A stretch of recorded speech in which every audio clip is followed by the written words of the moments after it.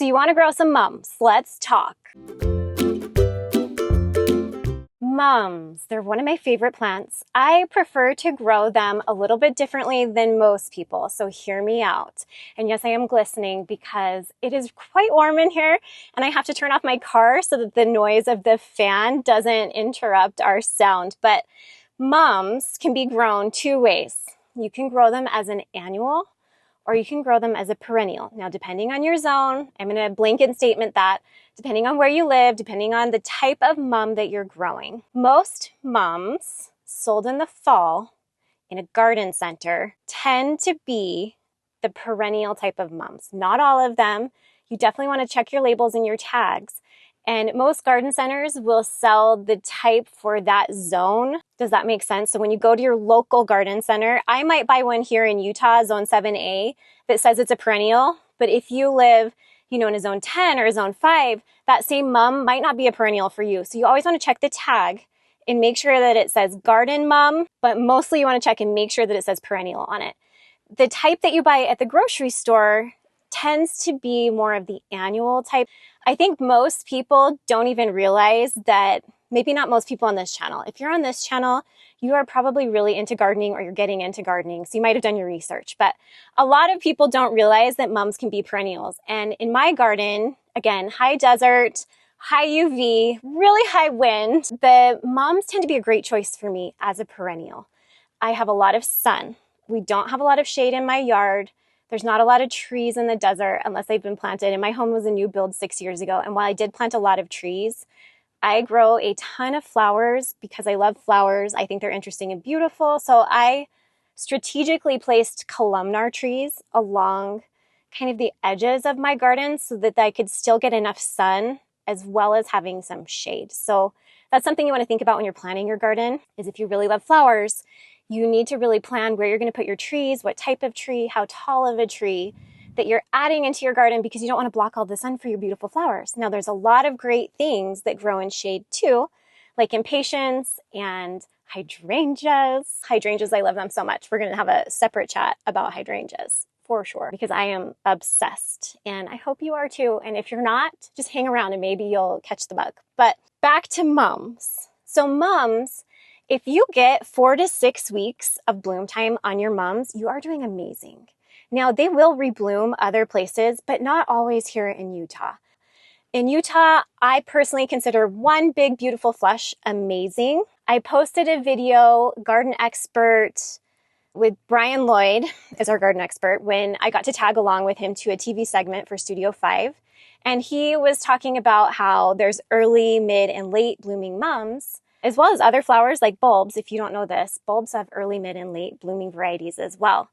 And so if you want to have your mums come back as a perennial, I personally would recommend buying some of the earlier mums that are out now and planting those so that they have time to get established before the winter hits and they freeze. That's my personal recommendation. That's what I prefer to do. In my own yard, if I am using a mum as an annual, I like to get some now early and then I'll replace them in a month. I only replace a couple of mine, just the focal ones, because again, I have them planted in my beds. So those ones tend to bloom a little bit longer for me, honestly, when they're planted in the beds than in a pot, probably because I'm not I have things on drip lines, but turns out my drip lines adjust with the weather. And so when we get like a crazy rainstorm, it doesn't water them, which is fine, except they're on the porch. So my plants on the porch aren't getting the rain. So I have to remember when it rains to go out and water my pots, because my pots will turn off unless I go in my app and turn it on. So keep that in mind. If you have mums or something on a dripper, mums do not like to dry out completely. And they also don't love to be overhead watered. So if you're watering, you really want to take your watering wand from the side, just above the rim of the pot, to water your plants, instead of from the top middle. If you go from the top middle, you're going to crush a hole into the top of your plants and they're just going to have this weird hole in the top. So maybe don't do that either.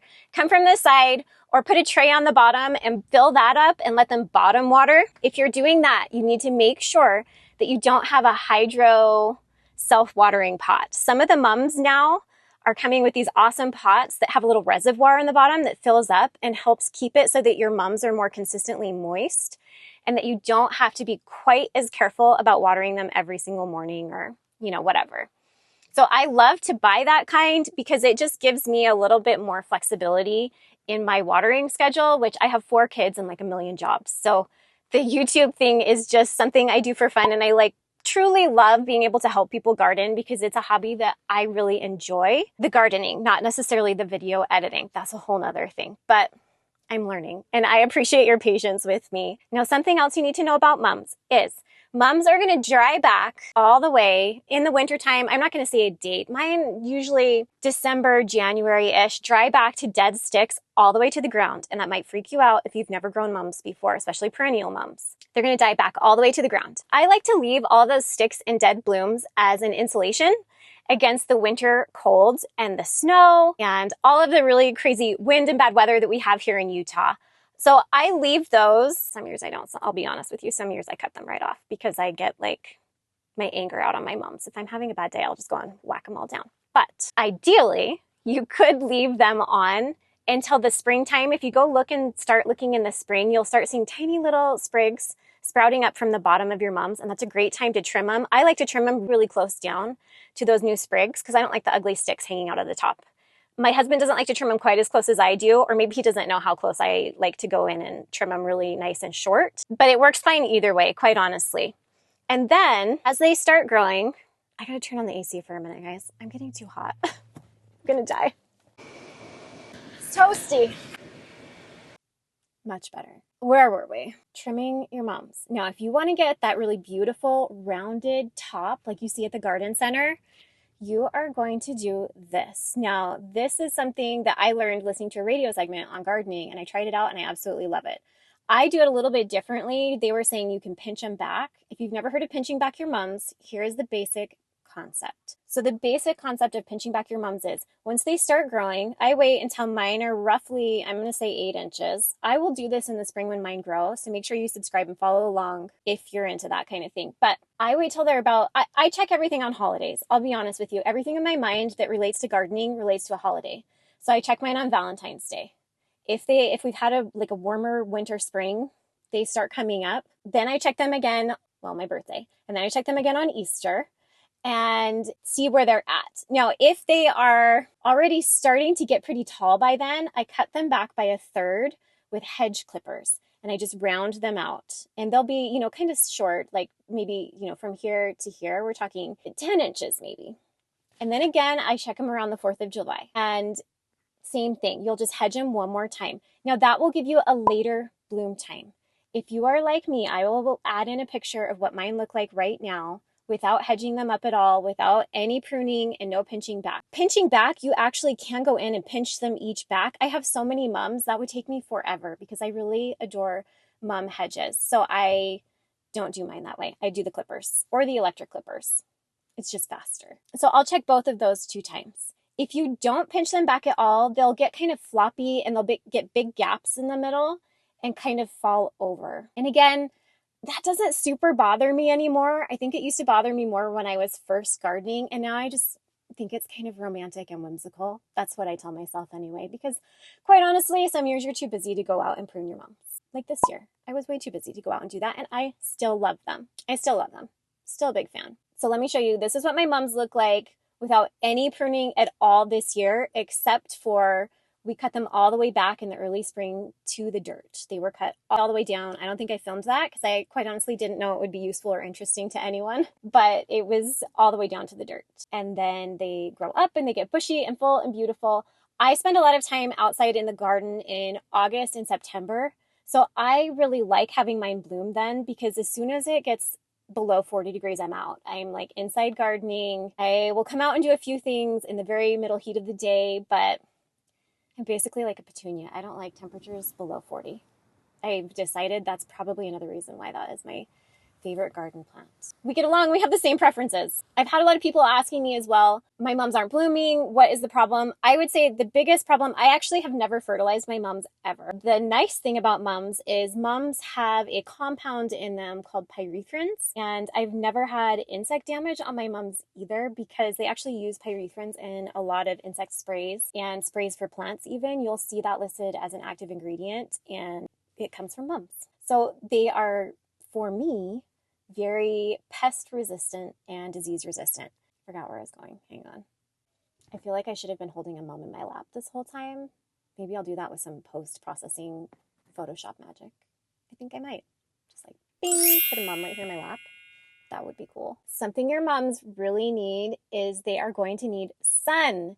If you want to get that big, beautiful, rounded, blooming pillow of mums, you need sun.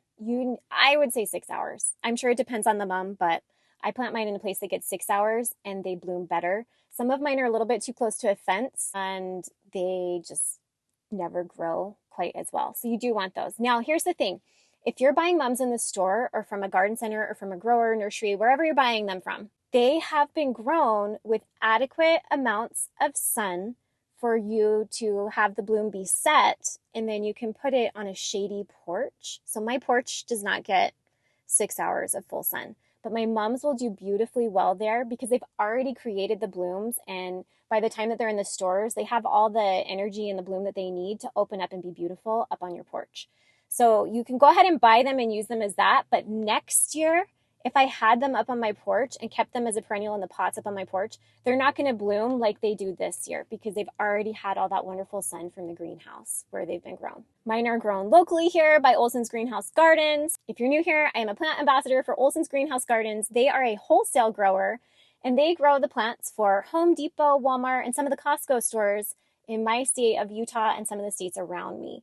And they have been so wonderful to work with and learn and grow from and hear so many neat tips and tricks and things that I wouldn't know otherwise. And they are the ones who told me about that, about the light. I hope that was helpful. I hope it was useful. Let me know if you have more mums, comments, and questions. If you have tips for people, I would love to hear that too. And I would love to include them in another video. Thank you so much for watching, and I'll see you next time. Happy gardening. Not gonna lie, I'm turning the air conditioning back on.